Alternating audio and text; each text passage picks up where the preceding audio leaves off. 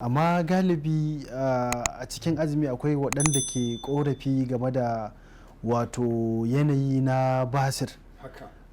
Za ka tarar mutum yana azumi amma kuma wato sai ya ɗauki lokaci mai tsawo, misali ba haya, ko idan yazo zai ba haya yakan ji kamar zai haihu.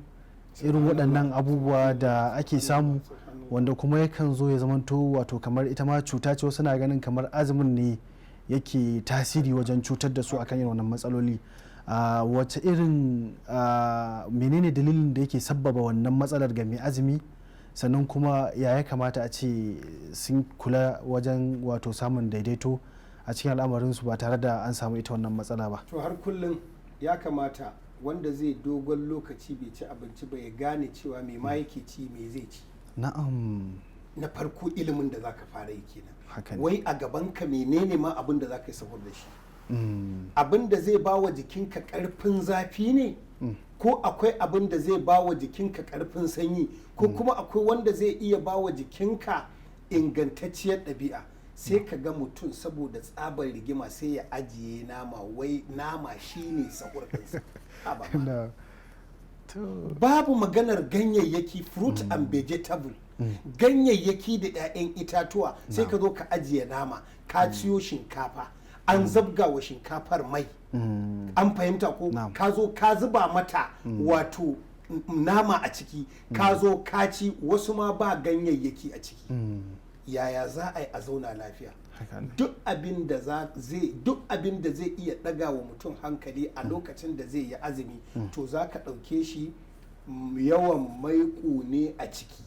In ka samu yawan maiko a jikinka, to dama ka tarko karfin zafi, kai dai baka isa ka fita waje ba.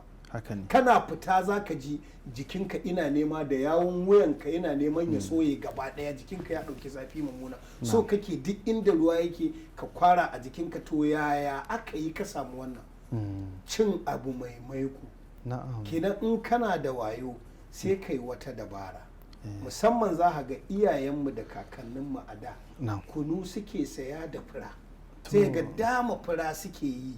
Wannan geron inda za ka sha bayanan sirrin da ike cikin gero kadai, a ce misalin ka zo za ka yi azumi, sai ka tsaya sai ka samu kunu na gero mai kyau, ko kuma ka ce a'a furarka mai wato lafiyayya da nonanka mai kyau, amma garin geron ifi yawa. Ko a ce ma akwai dabarar da ake yi, a ce akwai dambu, yanzu ana yin dambu, sai a zo sai a watsa shi a cikin nona. To idan ka zo ka dama kafin ka ci komai, sai ka ɗauki wannan wato dambun furar sai ka sha. Kana sha sai ka zo ka ci koma wani irin abinci. To insha Allahu sinadarin fiber da ike cikin gero, to ba zai bari a ce ka zo cikinka ya kulle ko ka zo ba haya ka ji ka shiga cikin masifa ba. Saboda me, shi gero yana da sinadaran da ike kyautata akwai abin da ake kira gisha'u muhaɗi wa na'ibu gisha'u muhaɗi, batu ya ce makosa and save makosa. To wannan makosa an save makosa din shine tantani mai laushi, mai yauki, mai santsi tun daga bakinka har izuwa mafitar ba haya. Baya bukatar ya samu abin da zai busar da shi ko kuma ya bashi karfin zafi.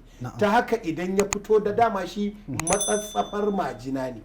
Majina mai take da shi laushi da yauki.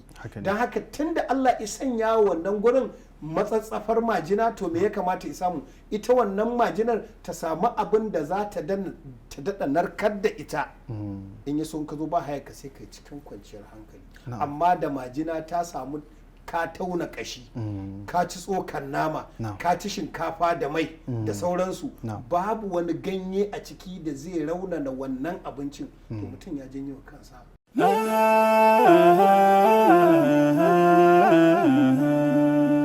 Haske mai leƙa gidan kowa Afirka TV. TV3 tafarkin rayuwa.